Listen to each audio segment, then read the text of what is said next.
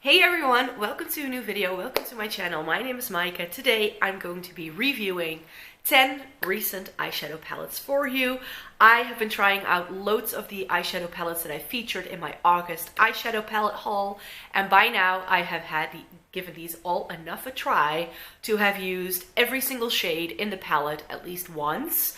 So I thought I could give you an update on my thoughts and sort of show you some eye looks that I did with these as well, swatches, the whole 9 yards. So I'm going to be doing mini reviews of each one of them.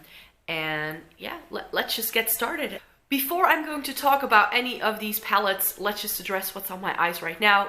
I didn't do this look with any of the eyeshadows that I'm featuring today. I'm still testing out the final one, which is the Jeffree Star Jawbreaker and Mini Breaker palette. So that's what I'm wearing on my eyes today, in case you were wondering. Talking about purples, there are definitely going to be a lot of purples in here. Some brights, some rainbows. There isn't a whole lot of neutral in here because if you saw that video, then you know I hold a lot of like blue-green and purple and bright and rainbow, and it was very much like that. So let's just start with palette number 1, and that is this. This is the Sample Beauty Hydrographic palette, and this looks like this. This is an eyeshadow palette that has some greens, some blues, and then some purples. So this looks pretty cohesive to me. And I spotted this on Beauty Bay, which is where you can get this. And this is quite an affordable palette. I think it really retails for around the €22 point. So it definitely doesn't break the bank. And this was just a new brand that I hadn't heard of, and I spotted this and I thought it looked pretty. They also do, I think, 4 of these. One of them is a rainbow palette. So you could collect the entire set. And when I first started trying this, I felt it was a little bit dry at first. When you swatch these, they feel pretty dry and chalky. But even though they felt very chalky as I was swatching them, the pigmentation was still great. And as I was putting these on my eyes, I immediately noticed that, wow, I get boom pigment. And I ended up really loving every single look that I did with these shadows. I think I did 2 or 3 with this, and I definitely had one with more of the greens, and one with more of the blues, and one with more of the purples. It has a couple of shimmer shades that make it nicely, but I felt that the shimmers in this weren't super vibrant and intense like you might want to expect like from a shimmer. It doesn't have like that really metallic foiled kind of effect. It's definitely just a shimmer. But I do appreciate that, for instance, especially here, you get 2 shades that look very similar in the pan, but then one is a matte and one is a shimmer. So for these 2 on the end, that is definitely the case. And I really liked the shades in this palette. They looked very flattering on. I had no issue blending these or applying these. They were very pigmented, but they were still easy to blend too. So that was really great. The only downside to this palette, and I think that just has to do with how pigmented these are, is the wear time throughout the day. I double prime my lids, meaning I first go in with a regular eyeshadow primer, and then I prime my lid with a MAC paint pot and set that with an eyeshadow to make sure that I cancel out most of my lid, to make sure that the shades always look vibrant. But the other one, the first primer, I use to make sure everything stays put. Because if I don't do that, I have a really, really deep crease, and everything just starts smudging around. And with this, I felt it had a bit of transferring going on, especially here along the lower lash line. At the end of the day, it sort of looked really smudgy and a little bit dirty as well. I do have to say though that this is on a work day when I'm like out and about all day. This is like 12 hours of wear. Not many eyeshadows hold up that well for that amount of time. Like, there are very few. And especially for the price point, I think this is a really nice fun color scheme that if you're looking to try blue, green, purple eyeshadows and it's something you don't want to splurge on, then I think this can be a really nice one. In a very similar vein, because I had a similar complaint about this when I first tried it, the LA Splash Classic Horror Palette is what I'm talking about, which I just love the packaging. I bought this mainly because of this like horror inspired packaging, I'm not gonna lie. That said, however, it looks like a rainbow palette. It had, like the Sample Beauty, a very chalky texture when I swatched it. They felt pretty powdery, a bit chalky. The pigmentation didn't seem to be all that with this one though. There were definitely a couple of shades that I had to build up just to get them to show up. But this is one that doesn't swatch great, but looks really nice when you put it on your eyes. Especially this blue here, that green, this pink. I really liked every single look I did with this palette. Again, like the Sample Beauty, it has the issue of not staying very well. I did a look where I used the black as a liner, and that black definitely sort of stamped itself onto my brow bone by the end of the day. So this doesn't have, like, it definitely has the ability to transfer, and that's probably because these shades are so pigmented. But this, yeah, I was able to put some really nice looks together with this. And what I appreciated about this is that in the pan, this looks like another rainbow palette. But because of what I found out as I put this on my face, I learned that each one of these shades has like a murky sort of undertone to it. Like there's a base pigment in there that makes the shade pool a bit darker than what you might see in the pan.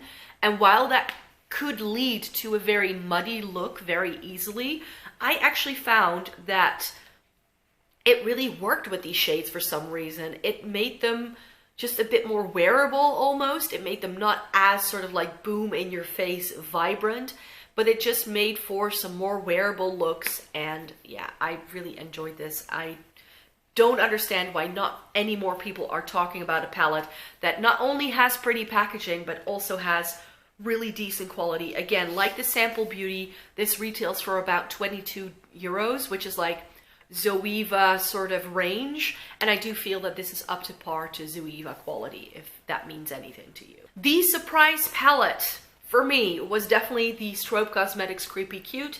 I wanted to try this because so many people rave about this palette, but pastels can be really difficult to do well because they have a white base to them, so they can be very chalky and dry again. But this ended up being really stunning.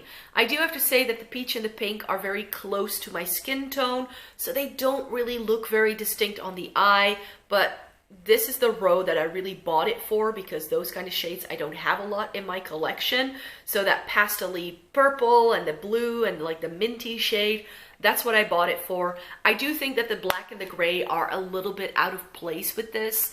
But I get the concept. It looks really nice, but if you're looking for a good pastel palette, then I would definitely recommend you try this. I pulled two looks out of this. The first look I did with these shades at the top, and then I did a look with the shades at the bottom. Really nice and easy just to try them out. I thought that all of these looked very vibrant on the eye. They definitely pack a punch. They don't blend away into nothing.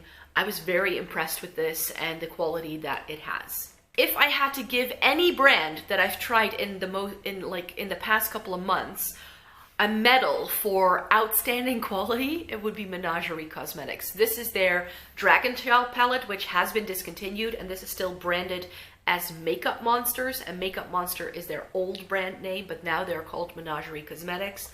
If you are looking for, to try an indie brand that has interesting color stories, that has, well, you do get more mattes than shimmers in these, which to me, I like a 50-50 split, but that's the only downside I can think of, that sort of really pushes you out of your comfort zone to try and do more unique things with your looks, then Menagerie Cosmetics is definitely a brand for you if that's what you're looking for.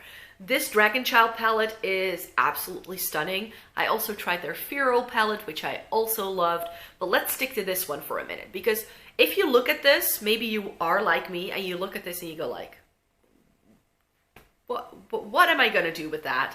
What am I going to do with that bright red? What am I going to do? Like, how am I going to put this all together? But I found that in the end, you can definitely sort of put this like a pinky shimmer with like some more of these cool tones, and then this gold goes with some of these warm tones. So in the end, as you start to use it, it starts to make sense, if you know what I mean. I was able to pull three really stunning eye looks out of this palette that I was very happy with. I love the purples in here. They are these like murky, grungy numbers, and that's a nice gray here as well. Especially these two at the bottom, Those are some really, really stunning purples. And then also in combination with like these blues and this like more aqua shade, turquoises, it just works incredibly well. And yeah, I had a lot of fun playing around with this. This has really, really great pigmentation. It's very blendable, but these are super heavy. And I'm not sure if that's because you get so much product. I'm not sure. It doesn't say how much product is in here, but it's just a really heavy palette. So when you order this, please be warned that you're gonna have to pay quite a bit for shipping and custom fees because this is such a hefty thing, but it's stunning and it's really, really good quality. And yeah, it's great. I'm loving these. These are my new babies. So there's a lot of indie in this pile because that's what I was trying the most, because that's what I got the most. But I also got some more straightforward, like high-end, no-name brands, and one of them was Tarte. I bought the High Tides and Good Vibes palette when I was in Sephora in France over the summer, and they still had this in stock. This is their spring limited edition, I believe, but it was still in stock, so I was able to pick it up. And it comes with like browns and like some pinks here as well. And then you get these blues slash teals, and then you get a full row of these like pressed glitters, which that's the only, like, I was definitely umming and ahhing about this because of those pressed glitters. I was like, is that gonna look good?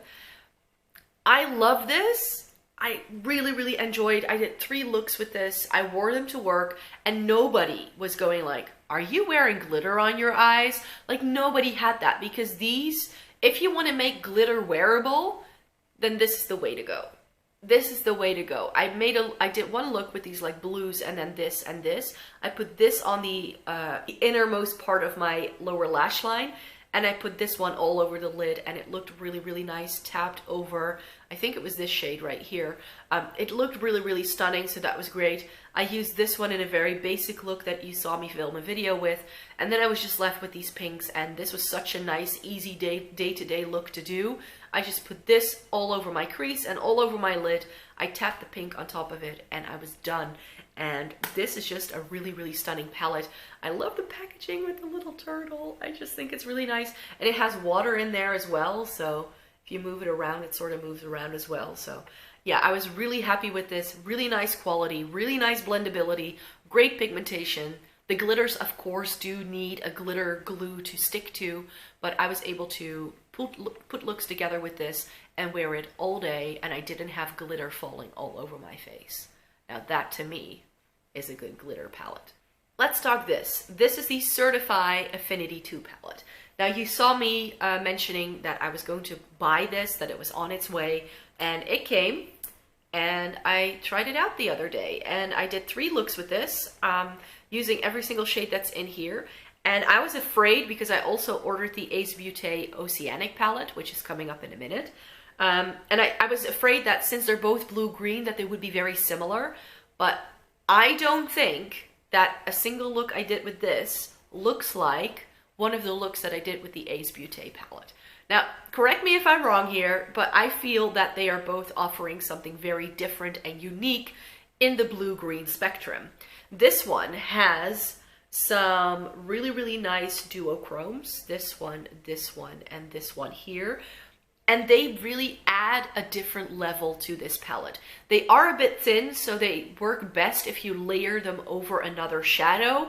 That's how they pack the biggest punch, I feel. The blues in here go quite deep, but the greens, I feel, could have been like a touch deeper than this, because I felt that this didn't really go with some of the other things that are going on in here. The greens in here are definitely quite bright, but I was able to pull in this blue to also deepen up a look that I did with some of these brighter greens, so that worked really well. And then over here you get some really nice indigo blues, which I find are really tricky to find in a good quality formula. So I'm really happy that we have those two, because especially this one here, it's almost like a purple. So this is like a really, really cool palette. I love playing around with these. The quality is amazing. These stay put really well. They blend really nicely. I do have to say that with this, with Certify, I also felt this way about their Tropical Wonders palette. In order to get the payoff you see in the pan, in order to get that shade, you definitely do need to build it up, especially in your crease. If you're using a fluffy brush, it helps to really stamp on the product first and then blend, because these do need a bit of building up in order to pack a true punch, but they don't blend away once they're on, so they build up nicely. So that's a really, really good quality palette. I'm very happy to own this. Moving on then to Blush Tribe, which is run by the sister of Certify's owner, so they're sisters. So I'm not sure if you would then call them a sister brand, but maybe we should. But the Blush Tribe Layla 2 was one I was very, very happy about it being released. I spotted this and I was almost immediately like, yes, I would like to get you. Comes with a little sleeve. And then we have all these super nice bright green shades. And that's also my one critique of this palette, is that it doesn't go deep enough for my tastes. It doesn't have a whole lot of dimension. However, I was able to pull some stunning looks out of this. The eyeshadows in here work really well as well. I do have to say that I felt that the Hasina worked a little bit better. I felt that these were a little bit drier, a bit chalkier, and they definitely needed more building up than I was used to from the Hasina 2. So I do feel that this is perhaps slightly lesser quality. I'm not saying that it's bad. It's just something that I feel mainly also, it could also be because of these shades being super bright, that it just takes a little bit more time to really build them up. But this is just a palette you need to have. This is just the kind of palette that you need to have a little bit more patience with. And if you do that, then it works quite well. I have to say that from the shimmers, I only really like these two at the bottom. I felt that this was a bit lackluster. I felt that these two looked a bit similar once applied to the eye. And whereas this is like the darkest matte that you get, I felt that it looked a lot brighter on the eye, more like this than this in the end. So I ended up thinking also that these two were perhaps a bit interchangeable as well. But yeah, you just need a darker shade. If you have a darker green or maybe a black or a gray or a dark brown that you like to use with this, then I feel I can do a lot more. I was just stoked about this being an all green palette with that like nice pop of yellow. And it also comes with a small like loose golden, like goldy shade, like a loose pigment kind of thing. And I haven't used that much because I don't like to use loose pigments all that much. But yeah, this is a really stunning green palette, and I definitely think that if another brand would do an all green palette, that it might be better quality. But for now, I'm really happy to have this because it does work really well. Ace Beauty Oceanic palette then. I already mentioned that I was afraid that this palette would do something very similar to the Certify palette, and that I was very happy to find that this is definitely very different undertones to the one in the Certified one. I definitely think that this has darker greens for one. It also comes with a teal. You know how I feel about teal. I love a good teal eyeshadow. And it also comes with like a true navy and like this like really nice sky blue, and this shimmer was really nice too. Marina is a really interesting shimmer shade as well. I was so happy with this. And here, over here, you have some olivey tones and this cocky shade. So it definitely has very different undertones. So you get very different shades. And oh my, this was so great to work with. It was so nice. Really great quality. The only thing that I had to get used to while using this were the shimmers, because they have a very sort of silicone-y, thick feeling to them. So they definitely do need a finger or maybe a sponge tip applicator to really go on nicely onto the eye. With a brush, it's very difficult to pick them up, I think. But they do work really well. They truly pack a punch. This didn't need any foiling or anything like that or building up. This was like boom, pigment, great blendability. This has some really, really nice quality. I'm really, really impressed with the Ace Beauty Oceanic palette. This is definitely one I would highly recommend if you're looking into a blue-green palette. Another palette that I was a bit anxious about because I heard very mixed reviews about it was the Slush palette by September Rose Cosmetics. And I ended up using this, I think, more towards the end of my summer vacation, and it ended up giving me so many great like sunset summery eye looks that I actually kind of fell in love with this, you guys. There are definitely a couple of shades that are a bit chalky when you swatch them, but I found that if you use like a very full-on packing brush, that they do go on quite nicely. But again, like with the Layla too, I feel that this is a palette you just need to have a bit of patience with. You need to build it up. You need to make sure you blend it well. But I posted a picture on my Instagram where I'm wearing this palette, and someone commented, how do you get the blend on that so nicely? And that's all down to the shadows. I use the same brushes with everything that I do, but with this, I felt it was so easy to blend, to still get a really nice color payoff, and these shades work so well together. And I definitely tried to sort of go with some of the columns that you see here, but I definitely did bounce around a bit too. I did, I think, 4 or 5 looks with this, and I loved every single one of them. You guys, I said I wasn't going to buy the Slush 2, but now that I've tried this, and that having slightly darker shades that I think can complement the shades in this really nicely, guess what I did? Yes, I put the Slush 2 on my wish list. I put the Slush 2 on my wish list because I just think this is stunning. And not that I'm in a market for another rainbow palette, but I just think that if I were to own the set, then that could be such a nice range of colors that could go together if I really want to go for a super bright, colorful eyeshadow look. And yeah, I'm just a bit smitten with this, I have to say. I do really like this. And last but not least, a palette I also knew I wanted to feature in here is the Natasha Denona Gold palette. I picked this also up in when I was in Paris over the summer, and this was one that for a very long time I felt this looked very boring because it has these neutrals here, and I bought the Lila palette last year, and I wasn't wowed by the quality. I just thought, I don't think this is worth it. I saw more and more people doing looks with this on YouTube and sort of describing these shadows and, you know, talking about it. And I was like, you know what? When I go to Paris, they now have Natasha Denona at the French Sephora as well. So I was like, I'll check it out. And if it truly is as amazing as everybody says, then I will pick it up. And I swatched it. You guys, I fell in love. This was love at first swatch. This was definitely that. While this looks really boring on this side, like this is the part that really draws your eye, so ignore that for a minute. Just look at this part. You have a couple of really basic neutrals, so it seems. This has a very different undertone. This has a very different undertone. This has a different undertone. This has a different undertone. And that's what I really appreciate about this palette. It gives you neutrals, but in textures and undertones that I haven't seen anybody do before.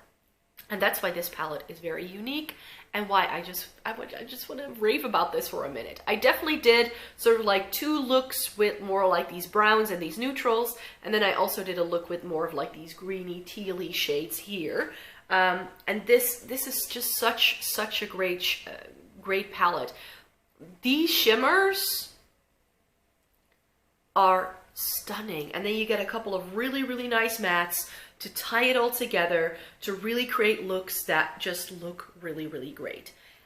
Even though these look like boring browns in the pan, once you swatch them, once you put them on the eye, and especially when you start putting them with some of the greens, it's almost as if they adapt like a chameleon and sort of take some of that greenness with them. And I feel that if this is too expensive for you, but you still want that experience, one palette that I feel does that too is the Juvia's Place Tribe palette. That definitely has very similar shades. You just don't get as extensive of a shade range as this has.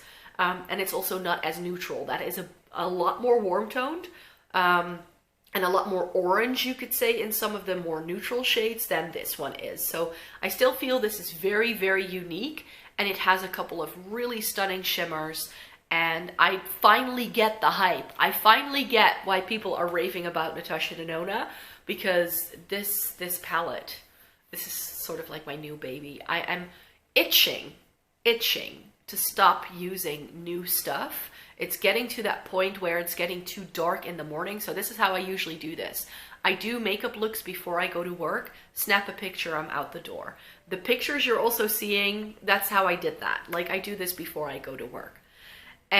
Or during my summer vacation or something like that. And there are definitely sometimes things that I save up over the winter time to then start using in the spring and summer, and then I really get a chance to try eyeshadow palettes. But now that winter is coming, we're in the midst of fall, it's very gray and murky in the morning already, even though we should have daylight before I head out to work. It's getting really difficult to take good pictures in the morning. If I were to own a ring light, I might be able to extend that a little bit, but I actually really like using daylight and natural lighting for my pictures. So I'm not sure how that would go down. I definitely have a ring light on my wish list now that I hope to buy at the end of October. So hopefully that will make life a little bit more easily. But yeah, in the wintertime, I just find it harder to try out new eyeshadow palettes because I want to use at least every single shade in a palette before I want to give my thoughts about it. So that's always a bit tricky because I don't see the point of doing a full review if you haven't tried every single shade. Does that make any sense? And we're definitely getting into a time period where that's going to be more difficult to do. But then I always love going back to things I've tried that I really loved, but also like old favorites. So I'm already like, I know like at the end of October, I'm going to bust out my Lorac Pro 3 and my Tarte Lid in Bloom and this one as well. And then I really tend to stick to like one palette for like a week. So I'm really looking forward to doing that. So that's all of the eyeshadow palettes that I've been using in the past couple of months, really. And that I've been trying out and that I've been doing makeup looks with, and that I wanted to feature in this video. So yeah, I will definitely be doing another one of these videos, hopefully in a couple of months, when I've tried some new eyeshadow palettes again.